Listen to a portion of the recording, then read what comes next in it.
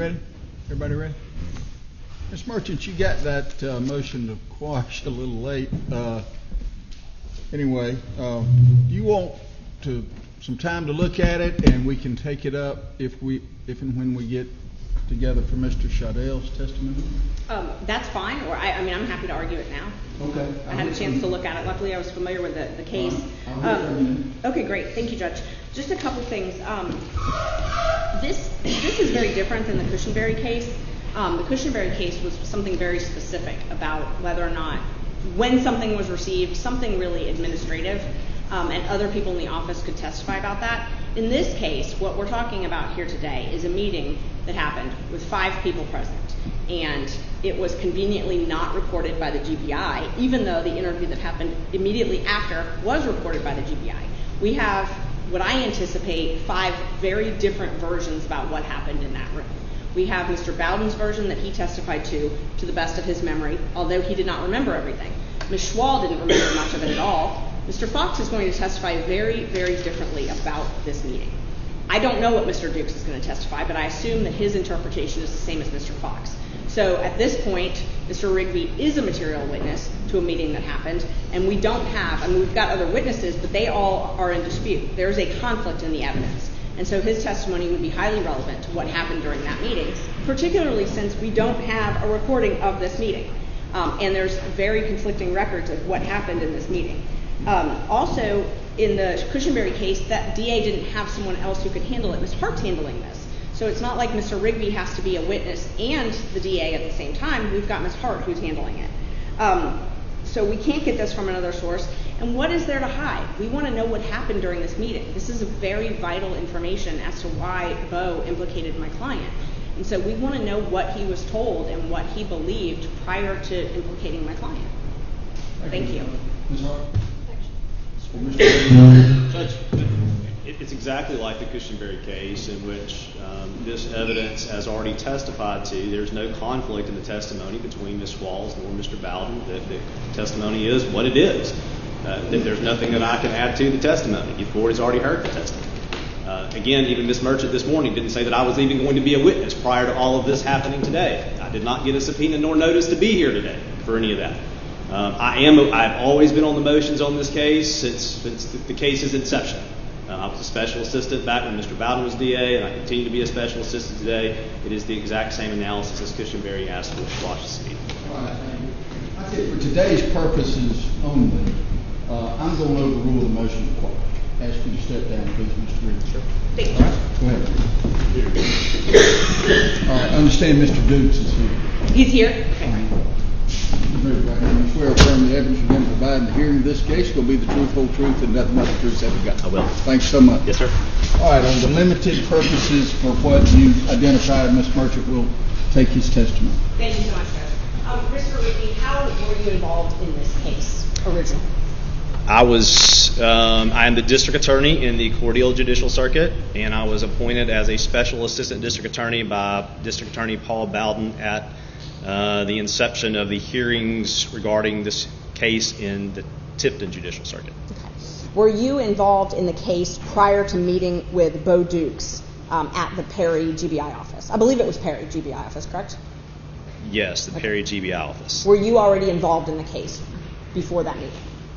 Yes. I'm the district attorney in the Cordial Judicial Circuit, so yes, I was involved prior to that meeting, yes. I assume you were the district attorney at the time of that meeting as well? Yes. I believe, I don't remember the exact date of the meeting, and I would, but if I knew the date, I could tell you for sure the answer to that question, but I don't recall the exact date. February 19th, 2017, does that sound familiar? I would have been the district attorney at that time, yes. Okay. And the meeting was at GBI Region 13 Field Office? Yes, it was what I call the GBI office in Perry, yes ma'am. Okay. And it does list you as the Cordial Judicial Circuit District Attorney in the That's correct. GBI I became DA in 2016, so I would have been in 2017, yes. Okay, perfect. So how were you contacted about this meeting on February 19th? Were you contacted prior to February 19th? Yes, I was contacted prior. What were you told about the meeting?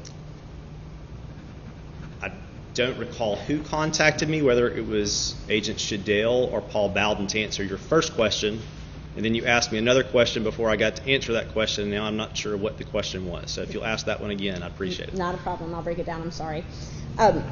So I asked if you were contacted prior, and you were. Then Yes. I asked when you were contacted, if you remember.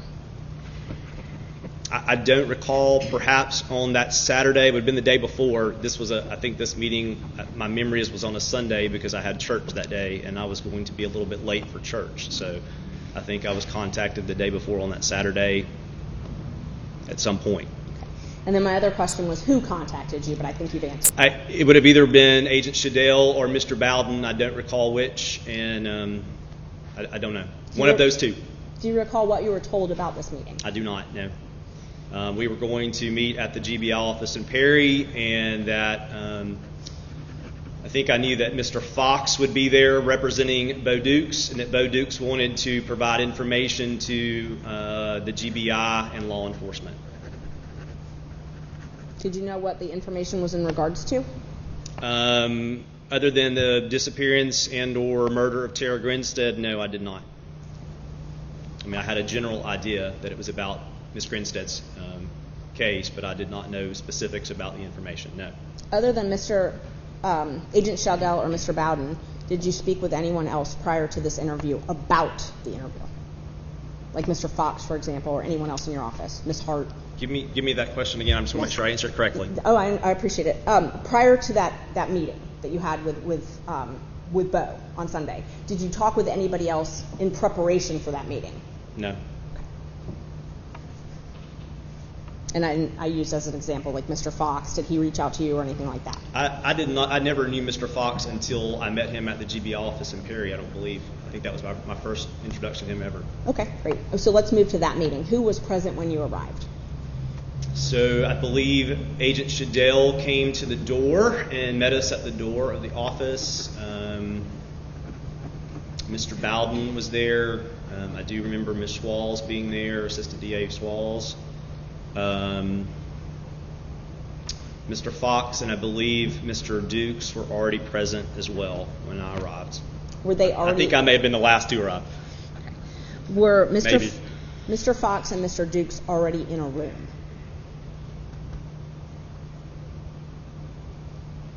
I don't have any recollection of that fact. I do remember us being in the room at some point, but who was in the room first and who came in first and went out, I don't have any recollection of that. It's been several years ago. I understand. Do you remember Agent Shadell leaving when you all were speaking with Mr. Dukes and Mr. Fox? Yes, he left the room. He was not in the room. Is that typical for an agent to leave when the attorneys were talking with a suspect? I don't know that I would say it's typical. From I think Mr. Shadell's perspective, and it seems like maybe something was even said that the attorneys were going to talk or something like that. So I don't know that that's typical, but it wasn't anything out of the ordinary. He just left. When you've interviewed suspects in the past, do you usually have a member of law enforcement present? Sometimes yes, sometimes no. Do you usually record interviews with suspects? I rarely record interviews with suspects. And this was not an interview. This was just us meeting with him to see if he was going to speak to law enforcement. I was not going to interview him. Okay. So you rarely record meetings? I don't, not with attorneys, no. Okay. I trust attorneys to be truthful and honest people, so no, I don't record them.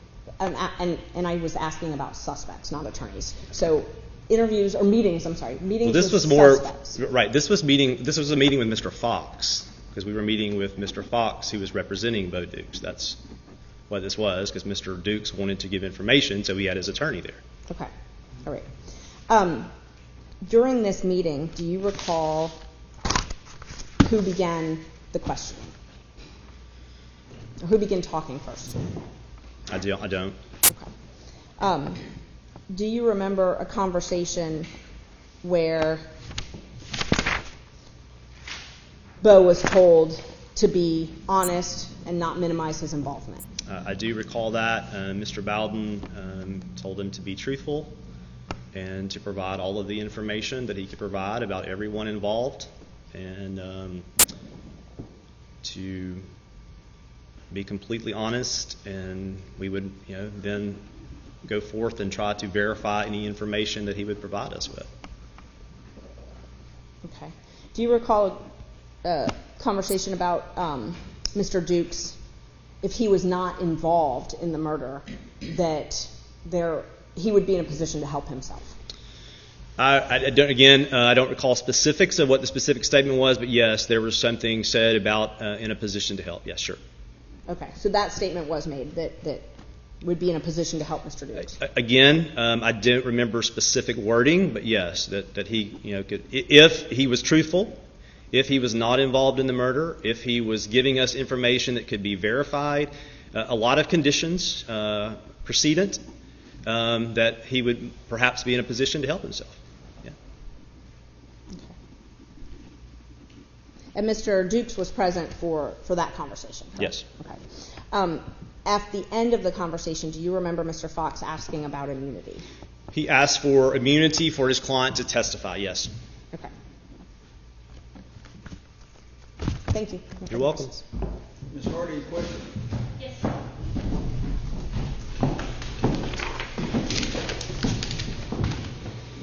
Mr. Rigby, before we go any further, let's clarify. You are, in fact, my current boss, correct? I am, yes. And you are the district attorney of the Cordele Judicial Circuit, which covers Ben Hill, Wilcox, Crisp, and Dooley counties.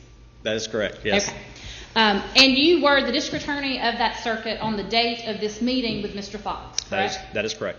Now, based on the fact that you were asked to join the meeting, you must have had some idea that one of your counties was involved prior to arriving that Sunday, correct? Yes, we were, and I don't remember exactly timing of when I was made aware of things, but I knew that Ben Hill County in Fitzgerald, outside of Fitzgerald, was involved in the case to some extent. At that time, I don't know that we knew what the involvement would be there, nor what the involvement would be in Irwin County, which was the residence of Ms. Grinstead and where we knew that she had gone missing from. And so we knew that both counties were involved, and that's why I was involved in the meeting, yes. And to be clear, the only person who had been authorized to give any sort of immunity related to charges in Ben Hill or Wilcox County would have been you, correct? That would be correct. And prior to this meeting, you and Mr. Bowden never discussed whether or not immunity would be given to Bo Dukes, correct? I don't recall discussing anything with Mr. Bowden prior to the meeting at all about anything about it. And in fact, Mr. Bowden would not have had, as it turns out, he would not have had the authority to give Bo Dukes immunity, correct? That's correct. And that's because Bo Dukes has only, in this case, only ever been charged within the Cordele Judicial Circuit. That's correct. Bo Dukes was charged in Ben Hill County, and then he was also charged in Wilcox County. And charged in Ben Hill. Judge, I would just have to defer to the indictment. I know that he has been charged with concealing a death in Ben Hill County. There's several counts on the indictment, and I apologize. I just, off the top of my head, I didn't prepare to talk about that indictment today, but there were several counts. But it involves the death and specifically the burning of her body in the orchard in Ben Hill County. Thank you. Yes, sir. And to be clear, based on the charges and your knowledge of this case, it's your understanding that Tara Grinstead was already dead at the time she was taken to Ben Hill County. My reading of the case file and my understanding of the evidence in the case is that she was murdered by Ryan Duke while in her home here in Irwin County. Therefore, I would not have any jurisdiction over the murder. And that was from Ryan's confession that he made, that he murdered her in her home. And that is corroborated by witness statements and other things in the case, yes. Also corroborated by the physical evidence. And the physical evidence, yes. The DNA of Ryan Duke. Correct. So while Mr. Bowden would have had the right to give what we call blanket or transactional immunity for anything that occurred in Irwin County, you were the only person who could give that immunity for the Cordele Judicial Circuit. That is correct, yes. And you certainly have never given Bo Dukes any immunity. I did not give him any use immunity to testify at any proceeding, no. In fact, I tried him in Wilcox County, and he was convicted and given the maximum sentence, 25 years to serve. So. And he is currently serving time on the case that you prosecuted as lead counsel. That is correct. Now, use immunity, having been prosecuting for a number of years, I guess let me just lay the record for that. Prior to becoming district attorney, had you been a prosecutor? Yes, I've been prosecuting since February of 2000. And since February of 2000, has that been here in Georgia? It has. Now, you are licensed in other states as well? Yes, I'm licensed in Tennessee and in Mississippi. Now, so you are familiar with use and derivative immunity? I am. However, you would agree with me that we often shortcut that to use immunity? Yes. Or even when we're talking about testimonial immunity, that is what, as attorneys, we know means use immunity? That is correct, yes. Do you recall specifically that there was a discussion that day that if the defendant, if Bo Dukes were to testify at the grand jury here in Irwin County, that use immunity would be given? Yes. And you did not have the authority to give use immunity for something occurring in Irwin County, correct? I do not, no. Mr. Bowden would have been the only one who had the authority to give that use immunity. That's correct.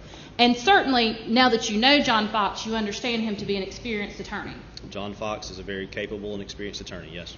Having been there that day after you left, was there any doubt in your mind that Mr. Bowden and Mr. Fox were discussing use and derivative immunity? There was no doubt in my mind. Now, sitting here today, do you recall the exact language that was used? I don't recall the exact language, no. But that understanding that you gained was solely from what you heard in the meeting, correct? Yes. Because again, you and Mr. Bowden had never discussed anything about blanket immunity or use and derivative immunity prior to that meeting. That is correct. Now, Ms. Merchant asked you about when you interview suspects. So let me ask you this a little differently. Do you normally interview suspects during an investigation part of the case? That is not my normal course of proceeding, no. I normally defer to law enforcement to do their role in investigating and interviewing individuals. I won't say that I haven't done it, because I probably have once or twice, 3 times maybe, but normally I don't interview. And in your mind, this meeting was actually with John Fox, not with his client, correct? My understanding about the meeting was I was to go there to meet with Mr. Fox about Bo Dukes cooperating. Okay. Yes. And it was your understanding that prior to anyone walking into the Perry office that day, that Bo Dukes had already indicated he wished to cooperate with this investigation, correct? Yes. And it was your understanding that that was the whole point of this meeting, was because Bo Dukes wanted to cooperate, correct? Yes. And that Agent Shadell, you may not have known this then, but you now know that it was Agent Shadell who asked Mr. Bowden to be present, correct? Yes. Now,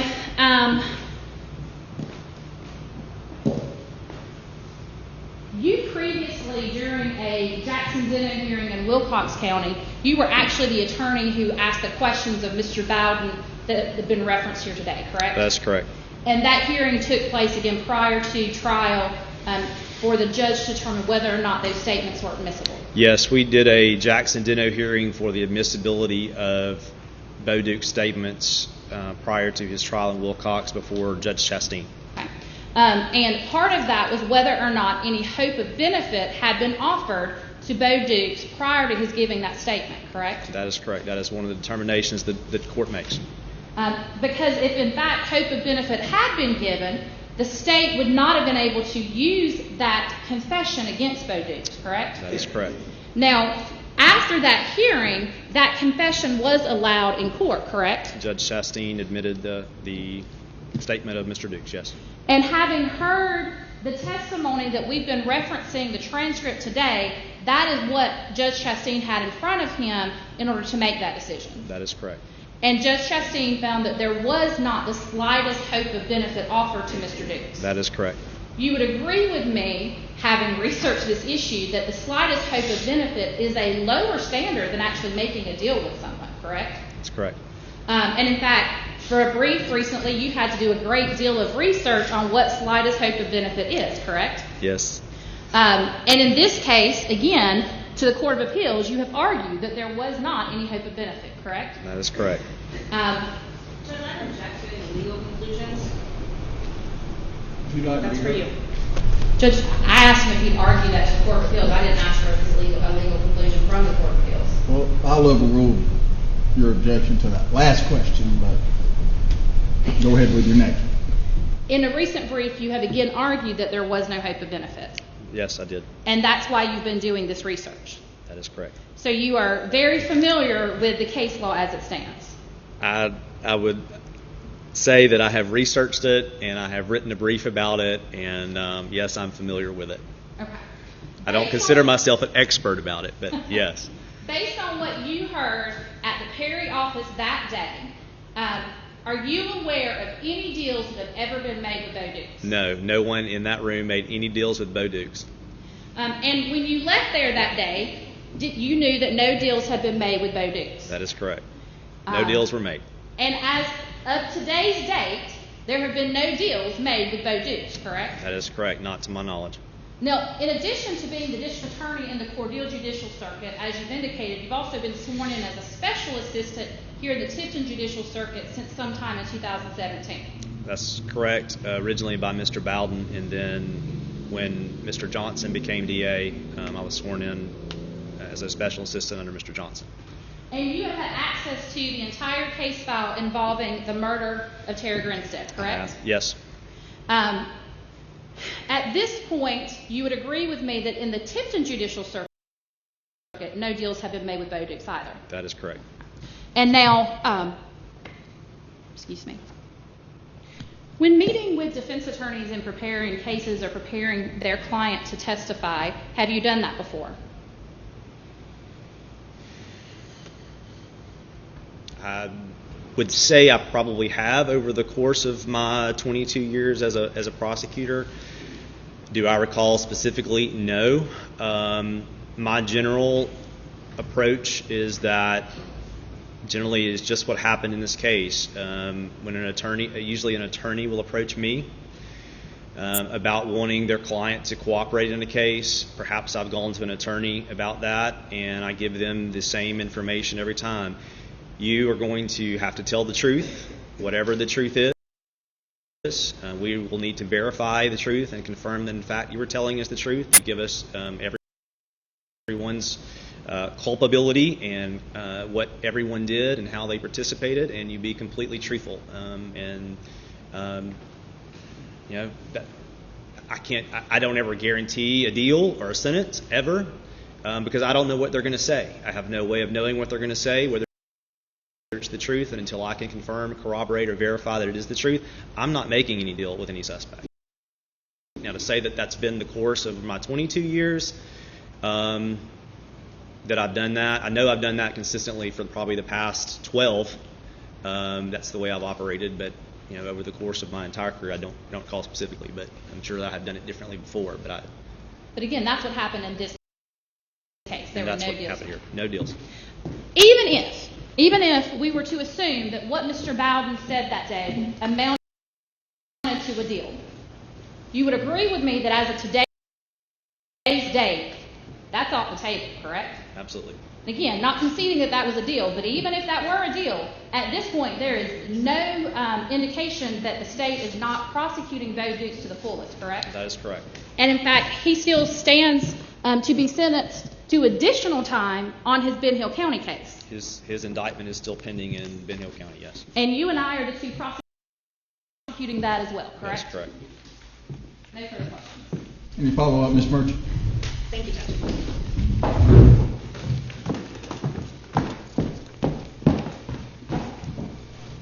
You testified a lot about what a hope of benefit or a slight hope of benefit is. That's a legal standard, though, correct? It is. Okay. After sitting through Bo's trial, conducting Bo's trial, is it fair to say Bo believed that he had some type of deal? You would have to ask Mr. Dukes that. Mr. Dukes litigated this issue, though, at your trial, where Certainly. he believed he had a deal. Most defendants in every case litigate this issue. Most of your defendants litigate whether or not they had a deal pre-trial? Jackson-Deno issues and hope of benefit, yes. Okay, and I wasn't asking about the Jackson-Deno. I'm asking about whether or not he believed he had a deal when he gave that statement. That was not what was at issue in the trial, no. Okay. We argued a Jackson-Deno motion of hope of benefit. That's what was argued in our trial. So it's your testimony that it was not an issue at Bo Dukes' trial whether or not he believed he had a deal during that meeting with you, Mr. Bowden, and Mr. Schwaltz. Mr. Dukes did not testify. But that's not what I said also. What I said was there was a Jackson-Deno hearing, which the state is incumbent in every case in which there is a statement made by a defendant to have a Jackson-Deno hearing. Yes, Mr. Dukes, through his attorney, Mr. Fox, challenged the admissibility of the statement, saying that he was promised hope of benefit.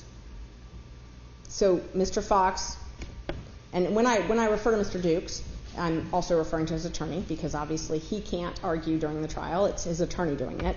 So it's fair to say that I'm lumping those two together. Mr. Dukes can testify. I'm sorry? Mr. Dukes could testify if he chose to. He could testify, Yes. but what I'm just, for ease of questioning, and I can ask about each individually if you'd prefer, but at the trial of Bo Dukes, there was a contention made that Mr. Dukes believed he had a deal during that meeting with you, Mr. Bowden, and Ms. Schwaltz. Mr. Fox questioned about hope of benefit, yes. But Mr. Fox also concedes in his argument to Judge Chastain that no deals were made, no hope of lighter sentence was made, no discussion of any charges were made, and that he had no deal. Did he believe in his client's mind something? Again, a question for Mr. Dukes. But Mr. Fox, if you will read the transcript, in the argument says that he agrees that no deals were made. But yes, this was at issue in that trial, yes. Okay. And the state asked you a lot about who could give immunity in which county.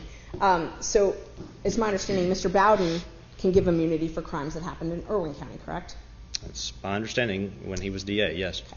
And so if Mr. Dukes said that he murdered Tara Grinstead, Mr. Bowden would have been in a position to grant him immunity in that case. If Mr. Dukes had said he had murdered, if Bo Dukes had said he had murdered Miss Grinstead, Mr. Bowden would have been in a position to grant immunity? Yes. In a position, not... He would have been in a position, but the only immunity ever discussed in the meeting was use immunity for testimony. But yes. I understand, and I'm just following up on some questions that Ms. Hart asked you about. Sure. Who could give immunity?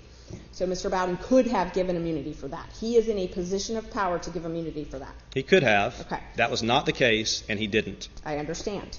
If so, that is, I'm assuming that is why Mr. Bowden was part of this meeting, because he had the power to give immunity or deals in Irwin County. You would need to ask Mr. Bowden that question. Okay. I have a speculation about why Mr. Bowden was a part of the meeting, but enough. you would need to ask that question to Mr. Bowden. Under the use immunity that you've testified about, if Bo Dukes took the stand in the grand jury in Irwin County and said, I killed Tara Grinstead, if he had use and derivative use immunity, would you be able to use, or anyone, any prosecutor, not just necessarily you, able to use those statements against him in a subsequent prosecution? If he was given use and derivative immunity in grand jury, Yes. then no, I would not be able to use what's made against him. I would not. No. Okay. Thank you. Sure. Ms. Hart, anything fine? The statement that, the statement that was later given by Bo Dukes, both that day and other days when he spoke with law enforcement, you're familiar with those to a certain extent, correct? Yes. Now, those particular statements did not differ in any way from the prior statements he had made to his family, correct? We're speaking of Mr. Bo Dukes, right? Bo Dukes, correct. Bo Dukes had made numerous statements to numerous family and friends over the course of many years that were consistent with what he told law enforcement that day after our meeting, as well as a subsequent. So it is fair to say that knowing the entirety of this case, there is no evidence that Bo Dukes' statement to law enforcement after this conversation that occurred with his attorney changed in any way from what he had previously said for years. On the whole, all the statements were extremely consistent with what he had said. I don't know how this is relevant. In my judgment, she specifically questioned Mr. Bowden as it related to the fact that it was, and actually Ms. Schwaltz as well, but specifically Mr. Bowden, that it was only after Mr. Bowden told Bo Dukes that if he was not involved in the murder, that he may be in a position to help himself, that he gave a statement to Jason Shadell. So certainly it is relevant whether or not there is any indication that his statement changed after that conversation with Mr. Dukes. Anything further, Ms. Merchant? It's not relevant for this witness to answer that. I mean, that's an argument that could be made at a later date, but. I sustain that. Do you know, having been the prosecutor, one of the prosecutors on both the Irwin County case, the Ben Hill case, and the Wilcox case, of any deals that have ever been made with Bo Dukes?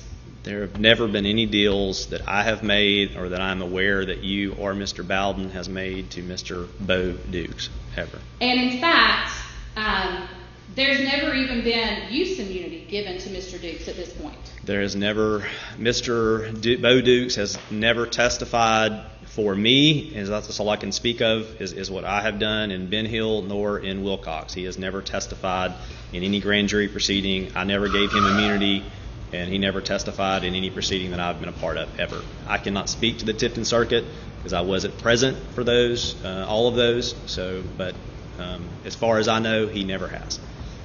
And in your work as first an assistant district attorney, then chief, and now the district attorney, you would agree with me that in almost every situation where a co-defendant or a co-conspirator gives information, they're wanting a deal, correct?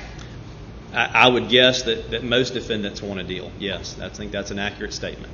And when their attorneys approach you about their cooperation, it generally involves some request for assistance, correct? Absolutely. That's usually what attorneys come to me about, wanting assistance for their clients. However, the fact that they subjectively want that does not indicate that a deal has been given. That's correct. No further questions. Just one follow-up question. Did anyone in that meeting that we talked about earlier with Mr. Bowden, yourself, Ms. Schwalz, Mr. Fox, and Mr. Dukes, did anyone in that meeting clarify that Mr. Bowden's offer to help only applied to Irwin County?